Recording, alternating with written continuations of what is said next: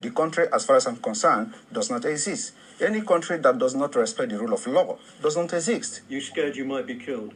Not everybody. You know that. You can say that as well. Yes. There's a bounty on because yes, there's a bounty on my head because Nigeria, they don't, because of the Islamic agenda in Nigeria. Whoever that rises up to say something that will, make the life of the people to be better, they want to kill the person. They assassinate people every day.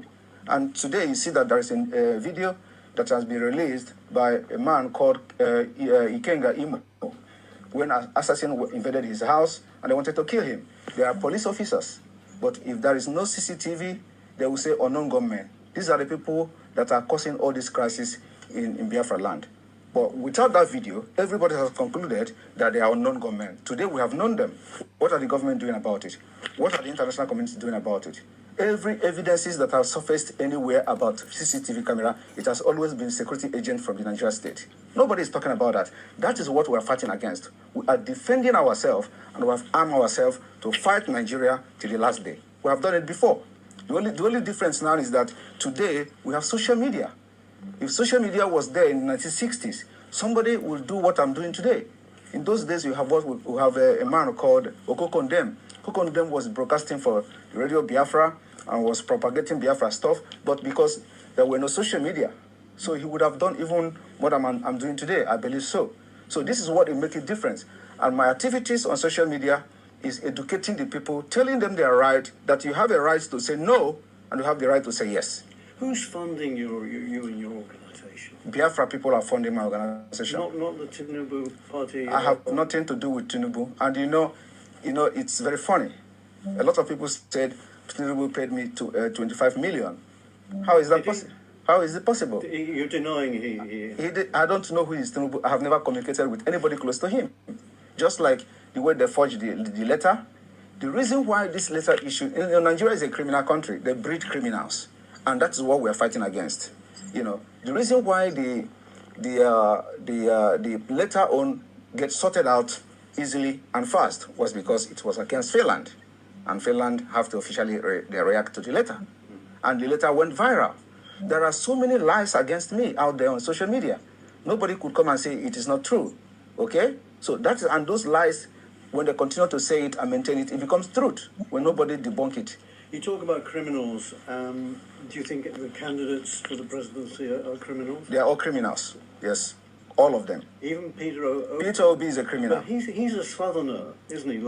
I am not a tribal. Listen, I'm not a tribalist. I'm not a tribalist. And that is what makes us different. If I'm criticizing you, I criticize you with fact and figures.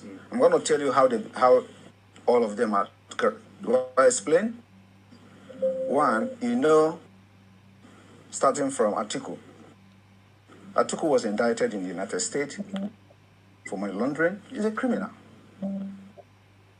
How do you think if Nigeria is the United States, Atiku will come back and start contesting with the criminal record he has had for money laundering?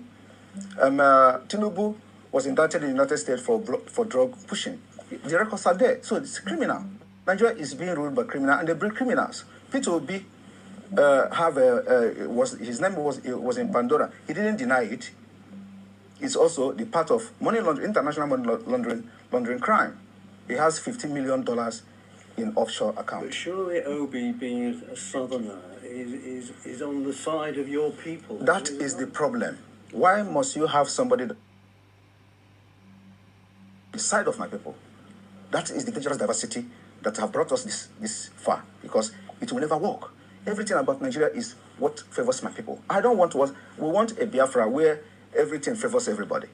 But when you have Nigeria, it is either Fulani. Now we don't even have Hausa anymore because Fulani have overshadowed them. So it is either you are fighting for Northerner as a Fulani Muslim, or you are fighting for Yorubas, or you are fighting for Igbo people. So how can you continue in that kind of system? This is why we must make sure that we don't validate Nigeria again. So. Could you stay there?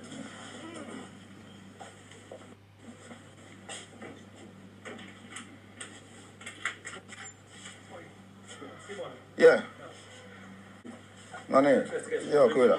It's a meter. Yeah. Sorry, that's Yeah, that's my it's security. okay. Yeah. Right. What's your relationship with Mr. Kanu at the moment?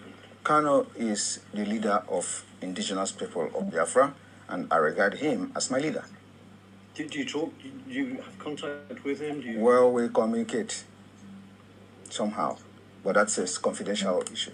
Because you see, he's disavowed violence. He thinks he's made statements to say that Everybody condemn violence. I condemn violence. I've always condemned violence. On social media, maybe you don't follow that. But where is the violence coming? Who are those committing the violence? They're the Nigeria state. And their intention is to use violence to blackmail what we're doing. And of course, you do not expect people who are Nigerians who are angry, who have lost hope.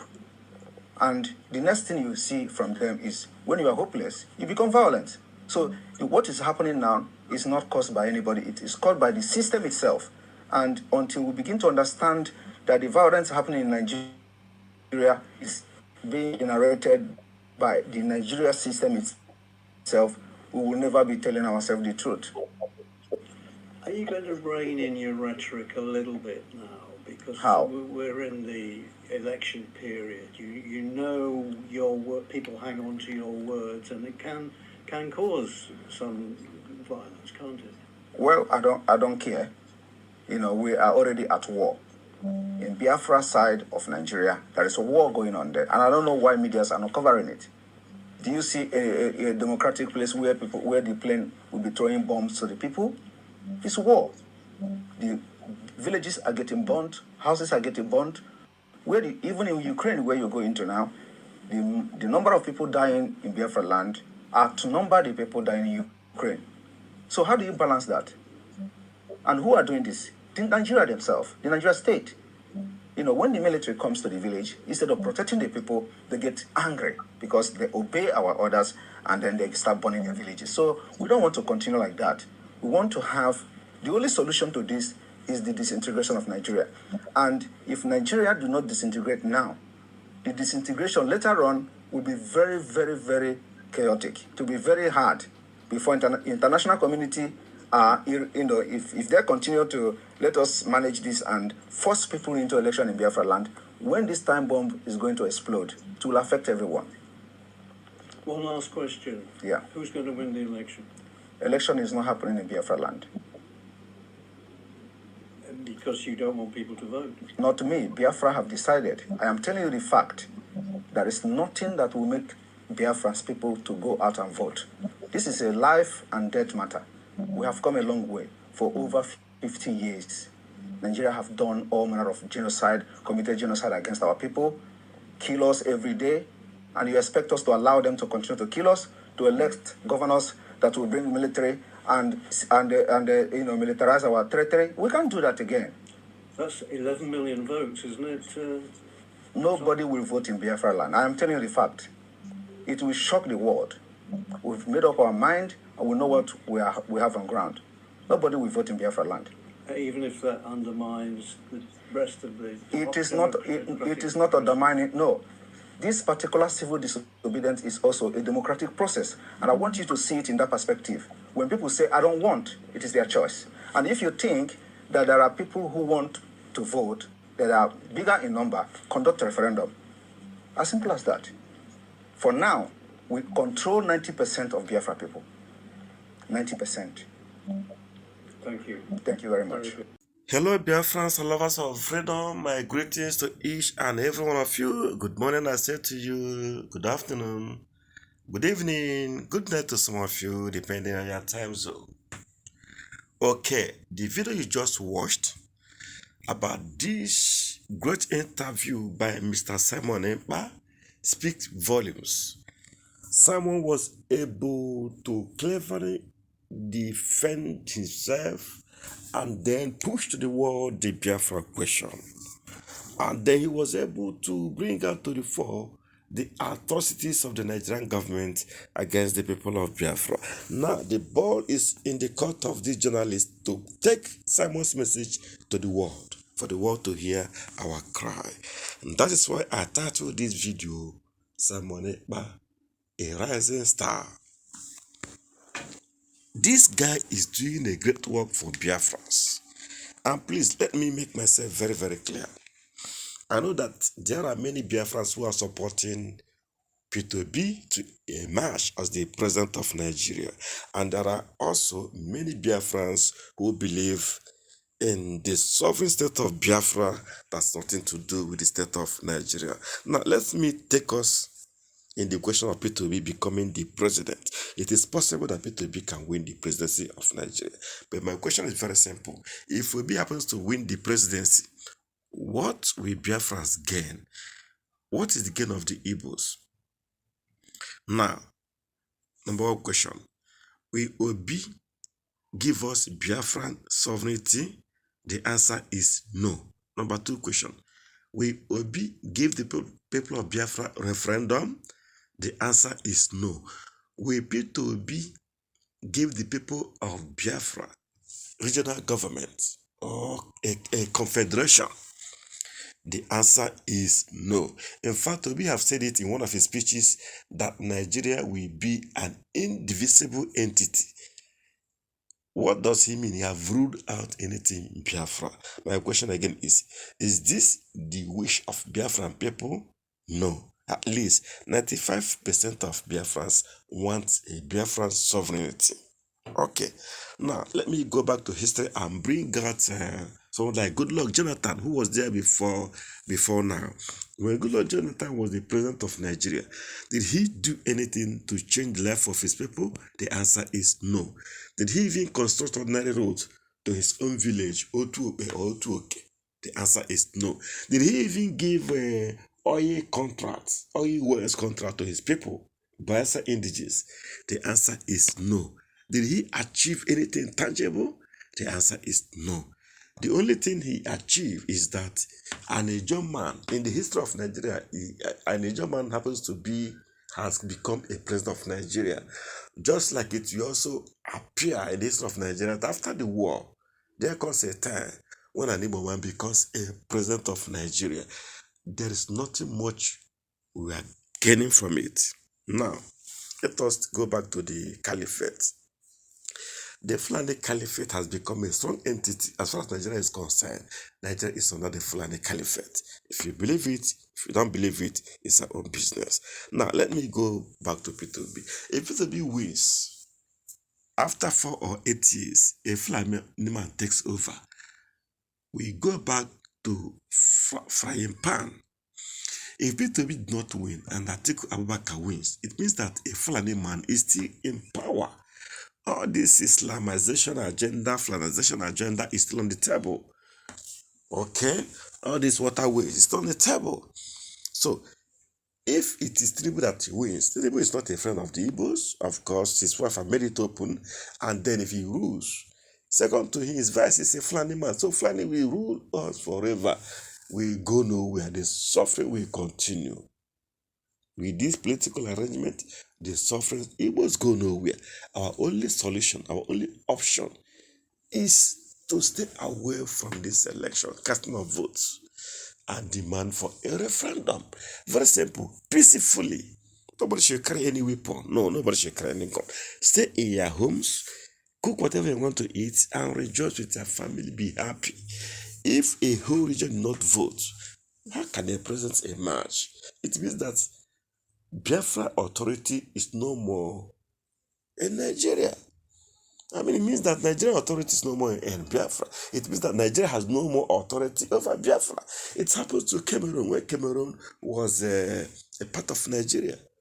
When their parliamentarians refuse to go to parliament or to vote, it means that Nigeria have lost legitimate.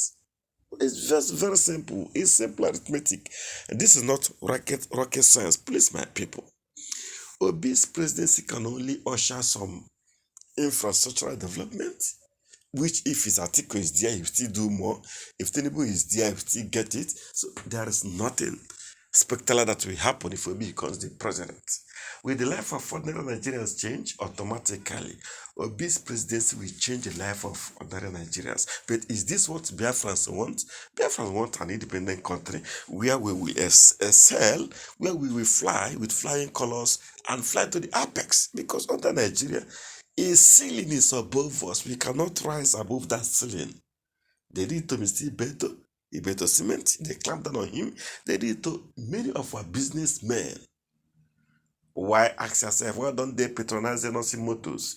Assuming that Enosi Motors should be Dangote or any man from the north. What do you think will happen? Government will make a policy that every minister, every senator, every House of Rep member must patronize Enosi Motors. But because as an Igbo man, we can't see such patronage. So, my people, let us open our eyes and shine it very well and know that our hope, our freedom is not in Nigeria. Our freedom is in Biafran state. And how do we achieve it? By peacefully abstaining from casting of votes in Biafra land. If a whole region, Biafran region, did not vote, it simply means that Nigeria have lost legitimacy in Biafra. And then the world will call for referendum. And we will peacefully, easily walk away. Forgot what Ahaneze and all these people are saying? Do they have our interests at mind? No. Don't forget that when Buhari came to power, Ahaneze was praising him. Now, Ahaneze have been asking for release of Mazi Nnamdi Kanu. They did not know about it. Many people have asked for the release of Mazi Nnamdi Kanu. They did not know about it. Is it not wickedness? A few days ago, Governor Enes El-Rufai committed treasonable felony. Did they arrest him? No, because he's a Fulani man. If an Igbo governor do forget about immunity nonsense. Let any Igbo governor rise up and say it. What El-Rufai did, and let's see what will happen. They will not pick him up. My people have to stop here. Let the wise people be wise, and let those who are fool continue to be foolish. But God is on our side, and Biafra is coming. It will come like a thief of the night. God bless you all. Bye-bye.